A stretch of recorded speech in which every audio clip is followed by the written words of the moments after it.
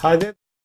And I have this LETV LE1S handset with me. I didn't get a box. This is a review unit. So this is all I have. And this is their budget model. Believe me, this is the budget model, but it does not feel like that. Just peel this off. And some of you were asking me, does it have a micro SD card slot? No, it does not have, but it's a dual SIM device. One SIM slot is a micro SIM and the other one is a nano SIM. The storage is internal. It comes with 32 gigabytes of internal storage. And the good thing is that it is completely metallic. So it gives a very premium feel, and this is the fingerprint scanner. So the initial impressions, I would say, feels very premium, and nobody will believe that this sells for just around 11,000 rupees. And this is going to be sold exclusively via Flipkart, via their flash sales. I'll have the link in the show notes so that you can register. And let's just power it on again. As you can see, has that chamfered edges, so the build quality seems to be actually really nice considering the price point. And another thing is that it has USB-C type port, not the micro USB type, and it supports actually fast charging. So this is the power button, volume rocker. On the top, we also, I think so, this is the IR blaster, I'm not very sure. And this is the 3.5mm headphone jack, and this is the slot for the SIM tray. And on the bottom, the speaker and the USB-C type. So feels actually really nice, a 5.5-inch screen. Let's try to boot it up for the first time. And I'm holding the power button. Give me haptic feedback. And it just says LETV. And again, this is a new brand. This got pretty popular in China, and they are entering now in India. And they, according to the press statement, they have about 450 service centers already in India. So it looks interesting. And by the time it boots, let me give you a configuration overview. This LE1S is powered by the MediaTek Helios X10 processor, clocked at 2.2 GHz, which is an octa-core processor. It has the PowerVR GPU, 3 GB of RAM, 32 GB of internal storage, USB-C type port. Moving to the screen, it has a 5.5-inch 1080p IPS grade screen, a 3000 mAh battery, metallic body. It also has a fingerprint scanner. And moving towards the camera, the rear-facing camera is a 13 megapixel shooter with f2.0 lens. And moving to the front-facing camera, it has a 5 megapixel shooter. I'm just going to set this up. So this is the first initial screen that you get, and I'm going to select English.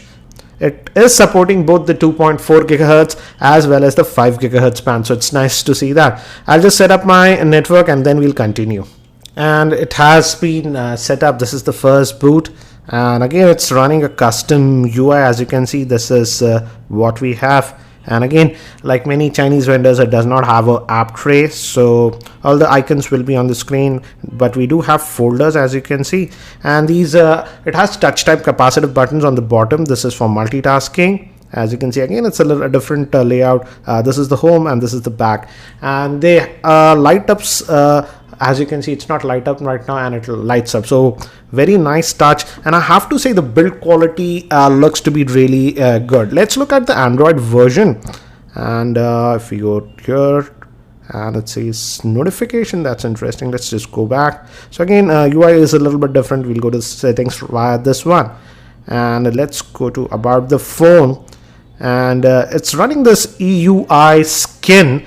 And if we go to status, again gives a basic info about battery life, etc. And it runs on the Android version 5.0.2. So that's a little bit disappointing.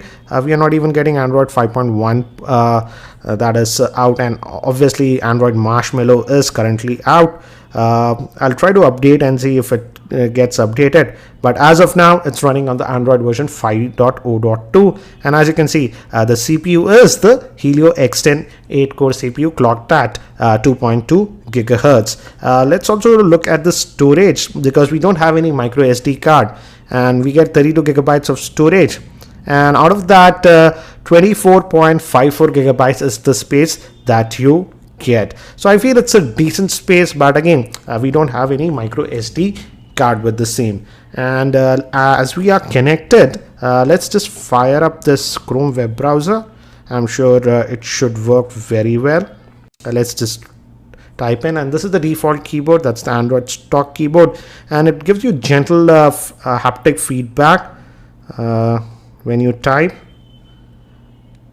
and this is the mobile version. Let's just go, and this is the desktop variant. And again, the screen quality is good. As you can see, the viewing angles seems to be nice. And let's also go to the settings and look at the fingerprint scanner. It says fingerprints over here, and we'll try to enable this, add a fingerprint, and we have to add a pin. 1 2 3 4, 1 2 3 4, and now I think so we can.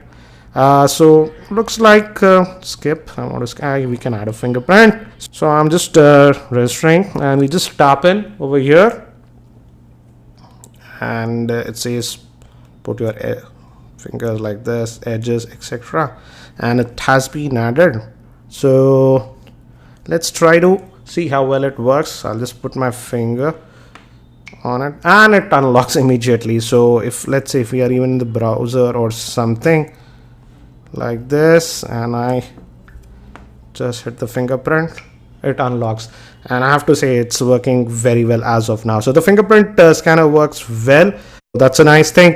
It also has the remote control, so that means it has the IR blaster.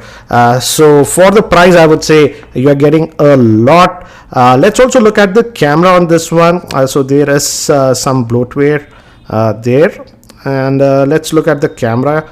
It's a 13 megapixel camera, and right away it fires. So we have the tap to focus, so we can just tap into an area, and I think so we can adjust the exposure also with this one. This is the panorama. Let's go back to the photo mode, and if I tap in, so let's take this shot, and now let's look at those shots.